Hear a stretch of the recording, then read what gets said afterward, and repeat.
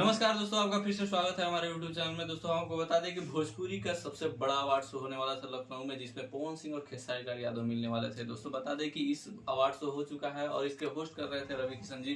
तो दोस्तों बता दें कि अवार्ड शो में किसे कौन कौन सा अवार्ड मिला है, ये खास होने वाला है, हम आपको बताने वाले हैं अभी। तो दोस्तों बता दें कि बेस्ट सिंगर का अवार्ड मिला है पवन सिंह जी को। दोस्तों हम आपको बता दें कि बेस्ट सिंगर का, जिसको भोजपुरी में लगभग तय था कि बेस्ट सिंगर का अवार्ड मिलने किसे मिला है, तो पवन सिंह जी को। लेकिन बेस्ट एक्टर का भी अवार्ड मिला है पवन सिंह जी को ही। जी हाँ दोस्तों, आप सही सुन रहे हैं, बेस्ट एक्टर का भी अवार्ड मिला है पवन सिंह जी को।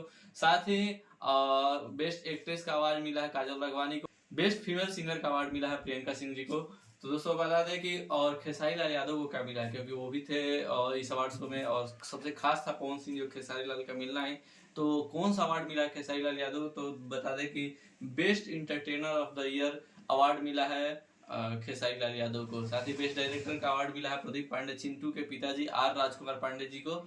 और यही है अवार्ड शो में किसे कौन कौन सा मिला है। तो खेसारी लाल यादव को केवल एक अवार्ड मिला है, best entertainer of the year award.